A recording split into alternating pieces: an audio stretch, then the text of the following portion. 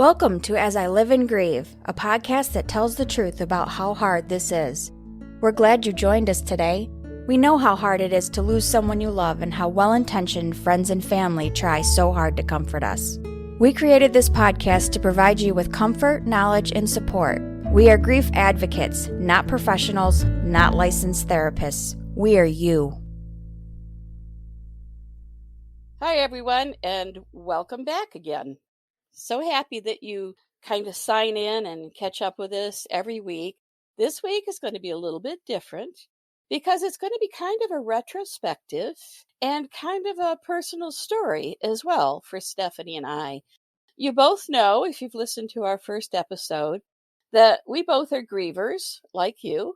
I have in my lifetime, I have lost first my father, then an infant child who was a baby that I never saw.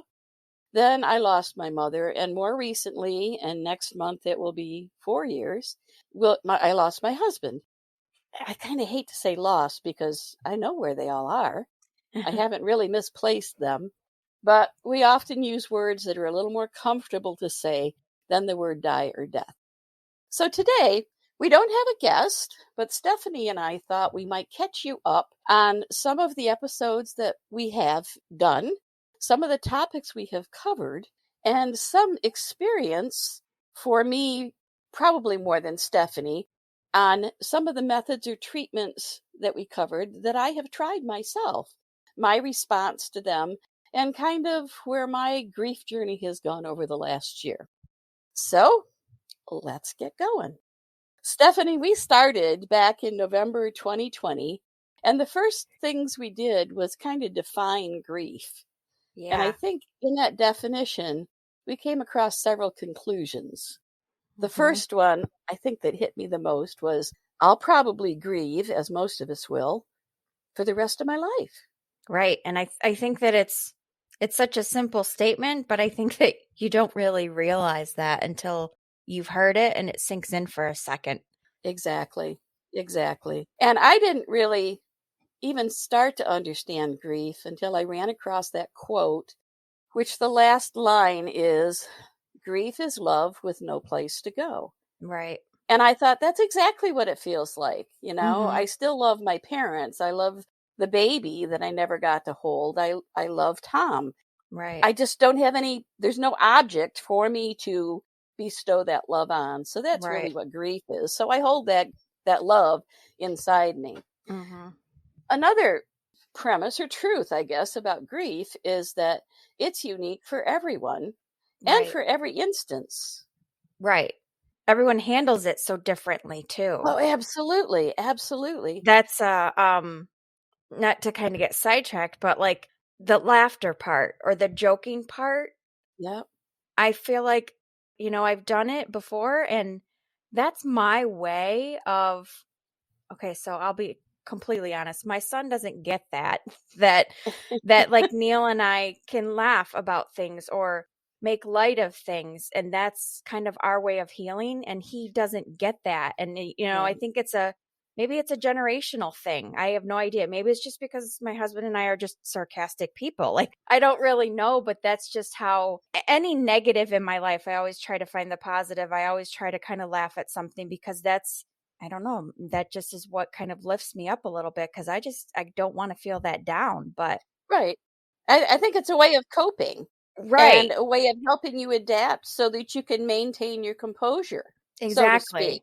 And that's what we were telling my son is that, you're kind of laughing about it or joking or whatever. But then when you're by yourself, you're going to probably all out cry because then all of a sudden it hits you that you miss them or what, we've also learned that it doesn't have to be a death by someone you've loved. It's something in your life. It could be divorce. It could be regrets of not carrying through with something, loss of a job, anything. Right. And it's always going to hit you later, even though you might make light of it. It'll hit you later and you're going to feel that cry and let it out. Yeah. And, and I think we've grown through this podcast too, because I remember the first time first time I laughed in the podcast, I almost did a self-check and said, oh, wait, that's not going to be received well. And then I thought, you know what? It's a fact of life. And I do the same thing as well.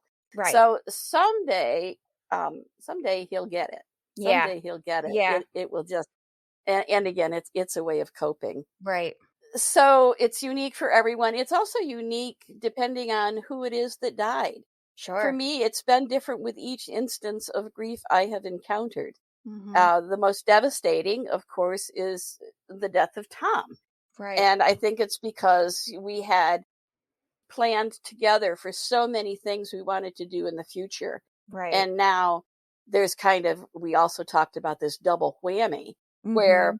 it will affect me that I'm not going to get to experience any of those events, any of those things we planned for, Right. but also he's not going to experience some of these things. Right. He's not going to experience, for example, a grandchild of his graduating high school. Right.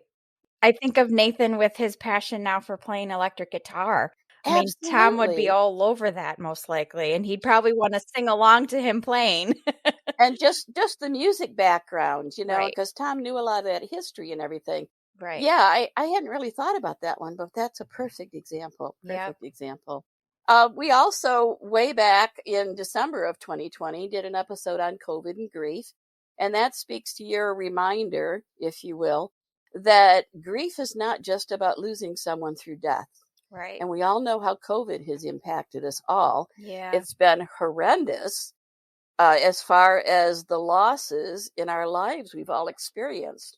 And Yep. probably the biggest one is the loss of that social interaction, both Yeah. for kids in school and play dates Right. and going to the mall or to the movies together, as well as our own, weddings, significant events that Yeah. people would have. Well, Thanksgiving dinners and things. COVID has had a huge impact. And even 2.5 years later, here we are still kinda going through it, and, Exactly. we've kind of gotten back to, weddings and get-togethers and hanging out, but there's that I still hear family or friends who are saying, "Oh, for Thanksgiving and Christmas, I wanted to get together with my parents, but they wanted us to take a test beforehand to make sure we were Yeah, negative because, they're more at risk." right, We never it was, you could just drop of a hat, "Oh, I'm gonna go hang with my friends," or, right. and it has to be more of a plan now Yeah, to get so together. much of it's Right. spontaneity.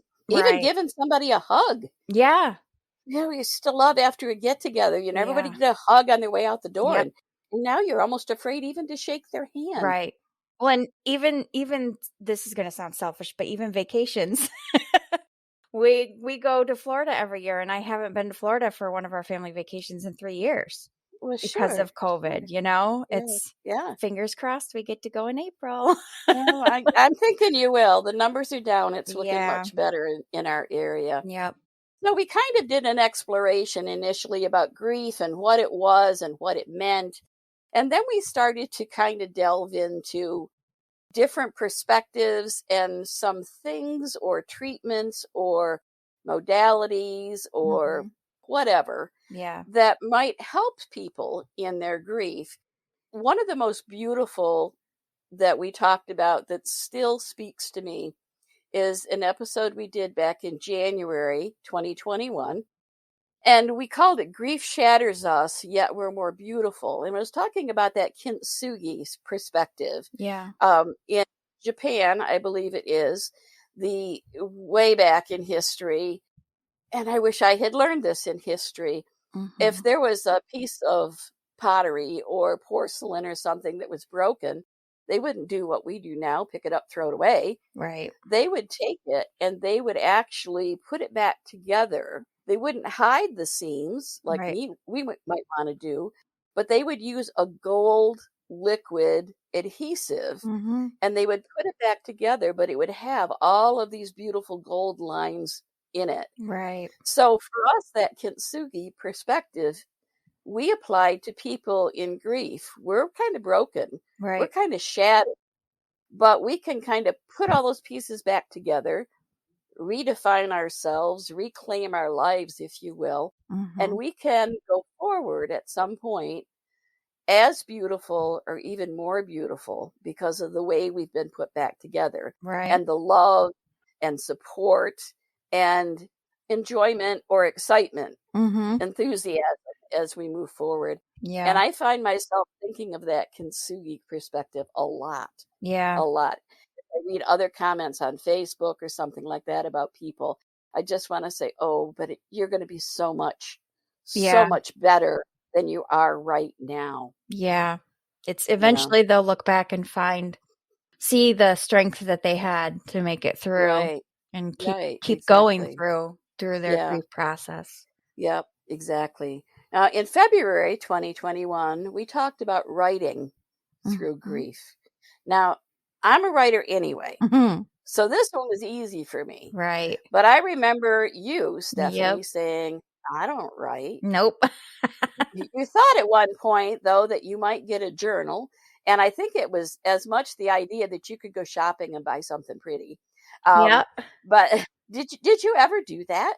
So I did buy a journal. Uh-huh. I want to say I bought it maybe 3-4 months ago. It is still Okay. currently empty. Okay. All right.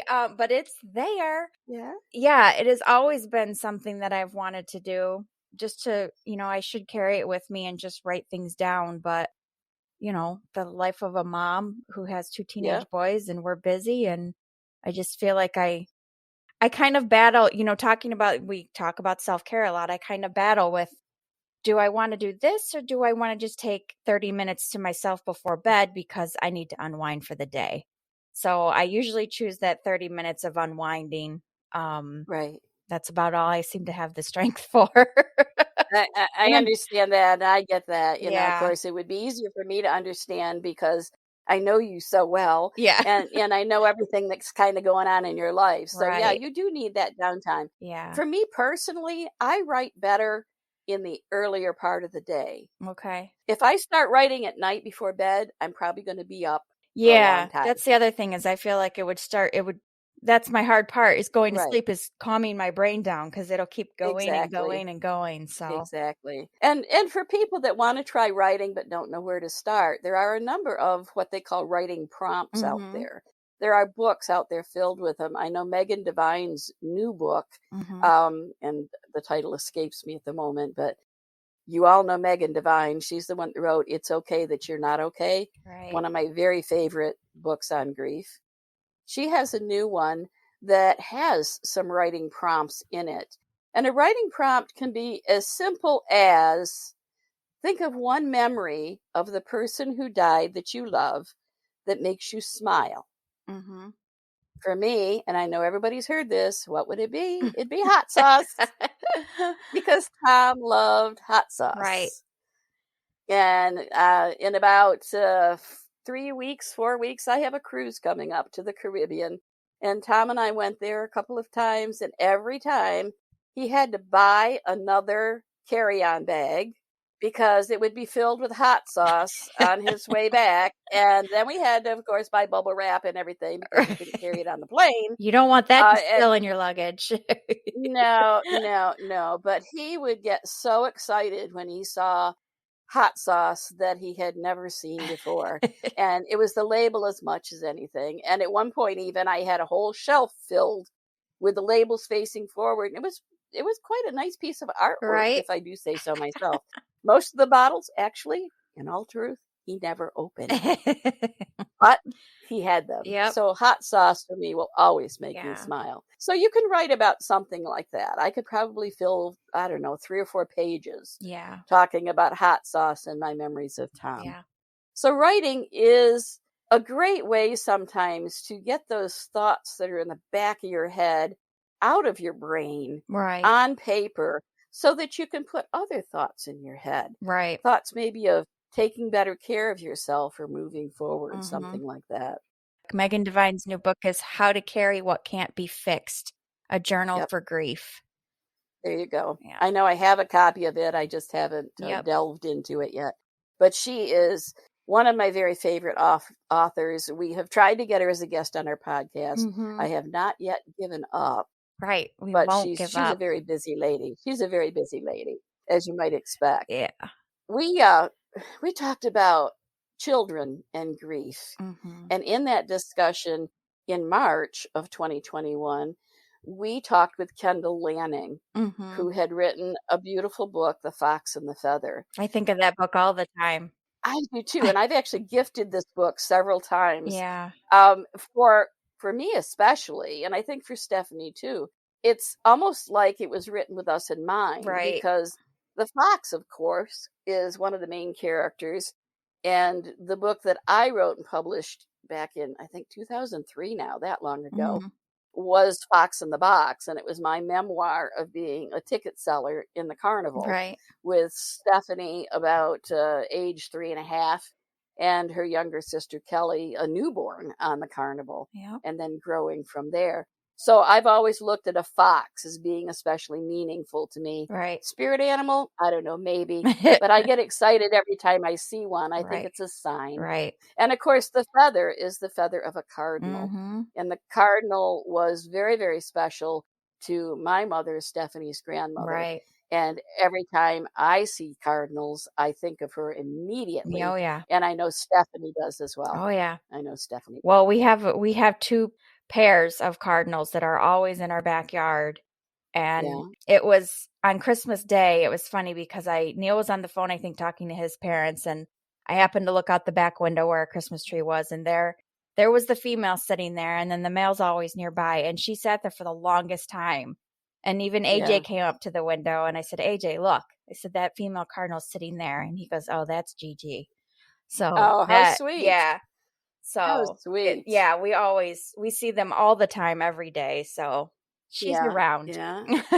Wow. We spent a fair amount of time in spring of 2021, talking about signs, and I had never really thought much about it up to that point. I think the cardinal, of course, that was the primary one. Right. But once I started really thinking about it, there were other things too. Something that maybe all of a sudden I had been looking for and I could find it. And I know with Tom, he had a habit of putting things where they didn't belong and never remembering where he had put it. Right. So for me, that was kind of a sign, like, oh, all right, it's not just Tom, Right. because I don't remember putting the scissors there, but there they were. And Brian Smith, who joined us for that episode, he talked also about finding a coin here or there. Yeah. How the lights may flicker on and off. Right. And he just talked about being open to Yeah. signs and being accepting of them. Right. And trying to discern whether it's coincidence or whether it might be a sign. And ever since then, I have found myself being a little bit more alert and a little bit more attuned to, is there a sign or is it just coincidence? Right. How about you? I've always believed in the everything happens for a reason. And I think since then, in the beginning, I wouldn't have thought of things like that as a sign. I would probably just stick to the cardinal thing because that's what Grandma always, Grandma thought the cardinal sign was her husband coming to visit her. Right. So, Right. I wouldn't have thought of coins. And I guess when I see a coin, I'm just like, oh, if it's heads up, it's good luck. I wouldn't think of it as a sign. But in the lights flickering. So I think now it just kind of opened up my eyes to see the other side. And when something like that happens, I kind of think for a second, like, did that happen for a reason? Yeah. And, I think if nothing else, and, we've covered a lot of subjects. Right. And I've dabbled in some of the techniques or in some of the beliefs or in some of the theories. Right. I've dabbled in them, and we'll get into those just a little bit more. But I have to say, just learning about them, just hearing that they exist, that education, I guess, has just made me more understanding of my grief journey in general. Yeah. And I think in a lot of ways, it has kind of made me grow and kind of led me forward a little bit more each time. Right. Because it's given me something else to think about, something to research if I chose to do that. Just another possibility to help. So I think, for people that are stuck, you might consider something like that. There's got to be something out there that makes you curious. Right. Maybe just go through the list of our episode names and see. Yeah. One in particular that I think shocked both of us was in June of 2021. Our guest was Karen Shaw Yes. from England, from Great Britain, and it was the energy alignment method. Mm-hmm. And I remember she had us try it, Mm-hmm. and it is based on the fact that our bodies are energy. Yep. We're filled with energy. And sometimes the energy can kind of get misdirected, misled. Some of the energy bands, if you will kind of cross over and it gets like a traffic jam. Right. And sometimes that's what happens to us. So she had this little practice for us. I can't describe it very well, so you'll just have to go back and listen to the episode. But you stood up and you told the truth and you stayed standing right there. But when you told a lie, like, my name is Agnes, Right. the energy in your body would kind of tip you to the back. And it was almost a feeling like you were going to fall. It was so bizarre. It was bizarre. But I have to say, but there's a lot of truth in that. Right. I got Karen's book Mm-hmm. and I read about it more. I had never really delved into that whole area of chakras and the parts of our body that have the different energies and all that. I had never really delved into that. So I have to say, even though I love science, Mm-hmm. it was very confusing for me.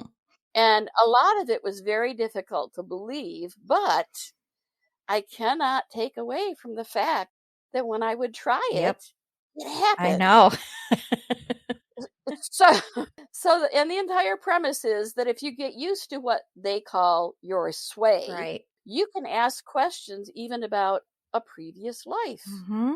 And I tried that with Karen's guidance, actually. Karen and I worked together for, probably 4 or 5 different sessions. And she helped me delve into some things like my weight. And we discovered that my weight was caused by something way back in a previous life. Now, you can expel those beliefs and that energy and everything in the whole energy alignment method. But I'm going to encourage you, if this is a curiosity for you, go back to our episode in June 2021, the energy alignment method with Karen Shaw. Yeah. And when she has Stephanie stand up and try this, Mm-hmm. you try it too. And if you don't sway back, you let me know. That to me was fascinating. Yeah. The whole process involves affirmations day after day after day and everything like that. I'm just not a person who can change a lot of my habits. I've just never been successful at that. So it was a difficult go for me. But for other people that may be more disciplined than I, and I know there's tons of you out there, this might be a good option for you to explore. If it just makes you curious, check it Yeah. out. Check it out. Gary Rowe has been a guest of ours, I think 3 times now. I think 4. He's an I want to say author 4. 4 times. We love having him. Mm-hmm. He has such a natural, comfortable way of talking about grief that he's just so soothing Mm-hmm. to me. And he just always makes me feel Yep. better. So if you just want the experience of just listening, closing your eyes and listening to someone that will make you feel better, catch one of our episodes with Gary Rowe, or maybe catch one of his books. Yeah. He's got some really, really good books. Let's see. What else did we talk about? What comes to mind for you right away? Oh, What'd you land on? Ada Mae Brown. Oh, yes. She was another one that, man, at first, that's the psychic mediums. That's one of those things very similar to the energy. It's like, do you believe in that? Things like that. And we talk about how we are skeptics, and I was a skeptic, I think. But hearing her talk was interesting about the things that, she's had and readings that she's done for people and everything. But I think it was the second time we had her back after we shut down our recording with her, that she it was at the end of the recording. She said something, and man, did it hit me. I don't even remember what it was, but it hit me and hit me hard. And when we stopped the recording, she basically was telling me signs that she was seeing, and I was just like, what whoa. And she was hearing a message for yeah, you specifically, and I could tell by the look on your yeah, face that it had a huge impact. yeah. In fact, it had such an impact that Ada Mae sent an email later Yeah, apologizing right. if her unexpected message to you had upset you. No, it did not upset me. It shocked me. Because Yeah. it was all truth. And I remember her telling me that I needed to get a blue stone and was it a Mhm. hematite? Yep. And she I said, think so. just hold on to them to help keep you grounded. And she Uh-huh. said, get outside and just be with nature and just keep yourself grounded. Cause I was just going through a lot of stress and anxiety and everything. And of course I am now too. So, but I have to say, I went out and I got myself a hematite little necklace. And I don't know, when I wear it, it's just comforting to me. I just feel like Yeah. that little stone that I wear around my neck is just comforting. But man, did that make me a believer. That Yeah. so Yeah. if you're Yeah. skeptic, I do highly recommend Ada Mae Brown. Right. Have a session with her and just see. I think it'll really Yeah. open your And eyes.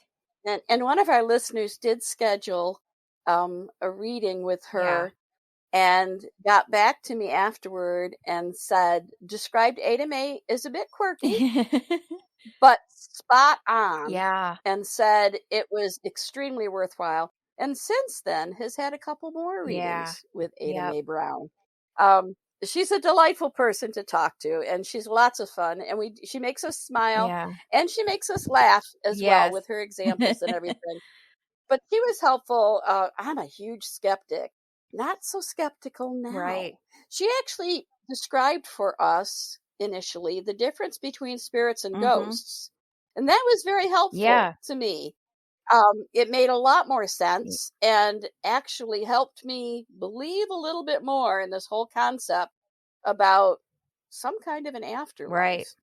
Uh, and the people that have crossed Yep. over, as the phrase she uses, that are there kind of watching out for all of Mhm. us and kind of keeping an eye on us and everything.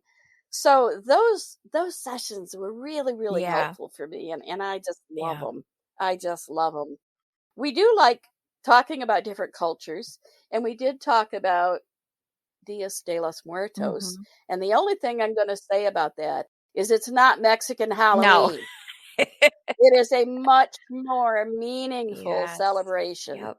and I think is something that you could introduce to children because it's going to seem festive to them. Right. And it's a great perspective for them to start to understand death and grief. Yeah, it's a little bit And more of I a have positive type thing. I mean, exactly it's all gonna happen. We're all gonna die. And right. not keep it, that's the whole point of our podcast, is to make this a common subject that you talk about freely and not something that it's hush hush, or we don't want to talk about that till it happens. Get it Exactly. out in the Yeah, open. I couldn't conversation Right. 20 years ago. Right. Never, never. We talked about our pets. Our pets Mm, are so special yep. to us. From the time I was little, I've had a dog in my life. There was Scrappy, then there was Fritz, Mhm. and then with Stephanie, we got Bo, and then there was Yep. Raina and Gizmo, and Yep. just, our furry friends are special. And Rob Guttrow was a guest on our Yeah. podcast, and he actually can, by virtue of email, and if you send him a photo of your pet, I think for the mere price of It was $10, so, yeah. which he winds up donating to Animal Yeah. Rescue, he will seek out and get a message for you from your departed furry friend. Mhm.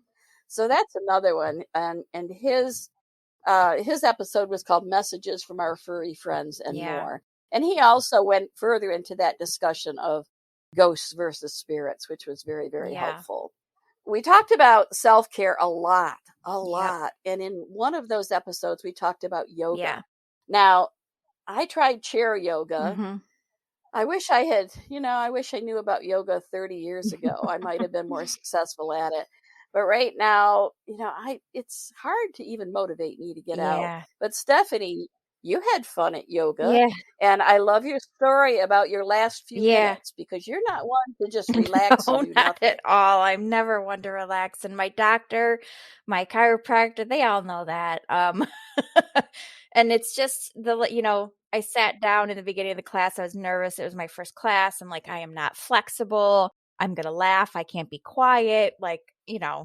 And this girl came in, sat down next to me, and she was like, I'm looking forward to the last 20 minutes when we just lay down and do nothing.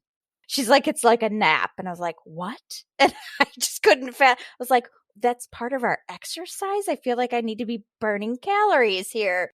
And we got to that part. And when I really had to make myself listen to the soft music and listen to the instructor's very monotone, relaxing voice, and I had to really force myself to relax. But once I got there, I was like, yeah, okay, that's really fantastic. That was a good 20 minutes. But yeah, Yeah, the yeah, practice is really good. And, the more you do it, the better you become. But yeah, I'm in the process of getting a yeah. TV in my basement so I can do some yoga down there again because I've missed it over the pandemic. Yeah, yeah, I may brave it and try it from the chair Yeah. version, because I might even venture getting down on the floor at one point for that last 20 minutes. That might be worth it for me.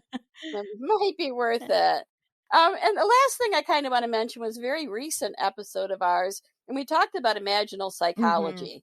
And I want to give you an update on this. And I had never heard of imaginal psychology, so I had to research it. But basically, it is a type of psychology that helps you use expressive arts, whether it be drawing, painting, writing, any way of expressing your own inner Mhm. thoughts, so to speak.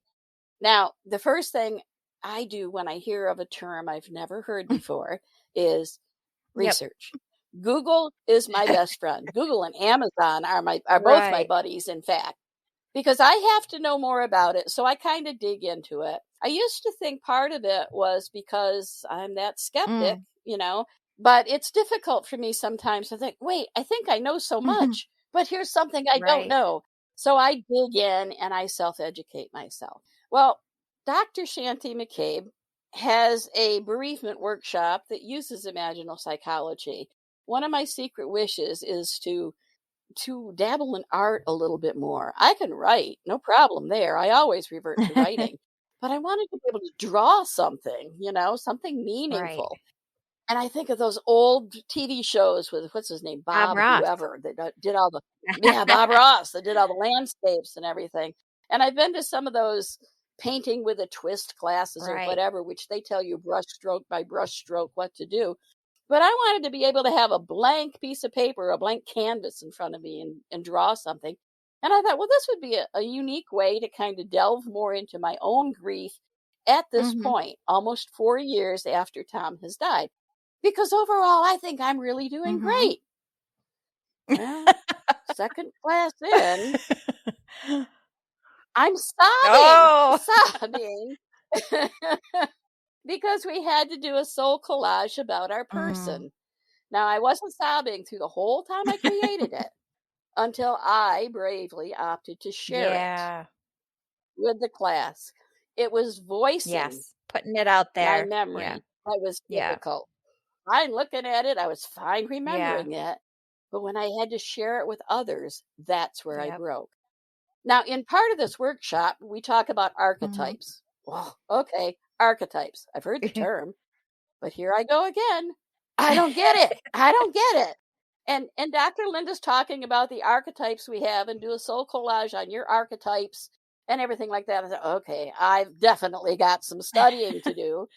So after that session, Google and I sat down with a cup of mulled cider, and I went online. And of course, all these personality tests they have on Facebook and Mhm. everything.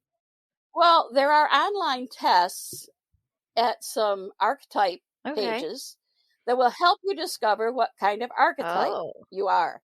Now, an archetype was kind of, I won't say invented, but the term was kind of really explored and everything by Carl Okay. Jung, who is one of the psychologists that is probably the most Mhm. famous, Jung, Carl Jung. And these archetypes are types of behaviors. So it's like your personality in the form of behavior. Okay. And it's the things you do, the way you act and everything without really thinking about them. It's kind of just deep within you. Okay. So, of course, being the person I am and doing all the research I always do, I could not rely on one result. I had to go to 3 different sites so I could compare the results. Guess what my main archetype is? The sage. The sage. Which is the intellectual person that has to do all the research. Well, at least it was truthful. I was dumbfounded. There was a second. Now there were 3 on 2 of the sites. It gave you like 3 main archetypes. Okay. And you can explore each of those further. My second primary was creative. Yeah. Okay. This is my daughter that's saying, yeah. Yeah. My third primary was advocate. Oh, yeah. Hello. I'm surprised that's not number 1 though, but and yeah. One of the types of advocate is what's called the wounded healer. And it's the person who takes on a passion or a drive or a topic, a focus, if you will, because they themselves are healing from that very issue. Again, hello. So now I am digging more into archetypes because hello everybody, this is me. Yeah. Huh. And as part of the soul collages for this group, there are Greek, Roman, Norse gods and goddesses that personify this type of archetype. Right. So now I'm trying to connect them, so to speak. Now, the Greek goddess Hera, Hera, is the sage.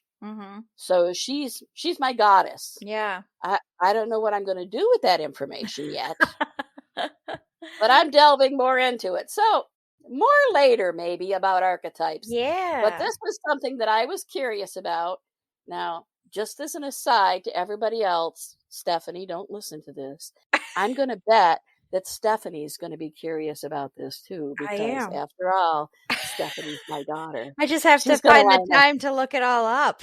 Well, it only took a few minutes to take the test. It was fun, but it's more believable than some of those Facebook tests. Well, yeah, those are ridiculous. Like sometimes I'll click on them and I get the same thing that someone else got, and I was like, I'm not the same person as them. Right. Discussions about archetypes can be done by psychologists and everything. And you might even ask, Stephanie, get your sons to take these tests. Yeah, that'd be interesting. It might be interesting. Anyway, it's our least favorite time because we've talked our way right through a half hour and a bit more. So I know today was unusual, everyone. And to me, it was just as much fun because we got to do kind of like a retrospective of where we are and where we've come. And I know personally for me, and then I'll let Stephanie pipe in too. Personally for me, it has been all these people that we have met and spoken with. It has been all of these concepts, all of these treatments, theories, ideas, modalities, books. We've had many authors. They have all helped me in my personal grief journey. Yeah. Yes, I still sob if I have to talk about Tom aloud and recall some memories. Not all. Hot sauce will always make me laugh. But I feel that just learning, listening to others has helped me grow. So maybe it'll help you too. Stephanie, how about you? I think that the network of people that we have out there now is just amazing. And I think when we're trying to be advocates for other people, we're name dropping or buying those books for these people because we know that this little piece to that puzzle is going to help them get through. And then for my own experience, just all the different things that are out there. I don't think I ever would have researched it or tried to find it or tried it, any of it, or even opened my mind to it. And I'm that type of person that I want to see the other side of, like, what works for you? Oh, how did you do that? Just the different ways of healing. Just we're really opened up and talking about it. Yeah, it's still not easy, and it never will be easy Right. to talk Right. about. But I think that you just have these extra ways, and the fact that you talk about it more makes it a little bit easier each time. Yeah, there's going to be certain things you talk about that just hit you.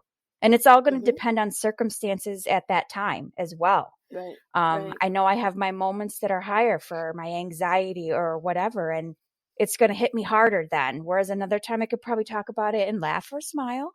And then maybe go cry later by myself. Yeah. But just being open to all these things and talking about it more, I think kind of relieves some of my anxiety and just gets it out there a little more. And the biggest part, I think, is hearing other people that they have been grieving and dealing with this for years as well, and it still hurts them. So I don't feel strange or like I'm holding on too much. Right. It's okay to hold on and keep carrying on. But I don't feel like kind of a strange person that I'm the only one that's kind Right. of holding on to this. Everybody is. We just Right. don't know because we're not talking about it. Right. Exactly. Exactly. We don't say we're going to get over it. You're Right. never going to get over your No. grief. You're going to learn to live with it. Yep. You're going to absorb it into your life.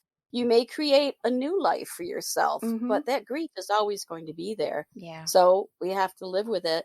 And that, everybody, is why our podcast is called As I Live and Grieve. Join us next time. Thanks for listening. Thank you so much for listening with us today. Do you have a topic that you'd like us to cover, or do you have a question from one of our episodes? Please email us at info@asiliveandgrieve.com and let us know. We hope you will find a moment to leave a review, send an email, and share with others. Join us next time as we continue to live and grieve together.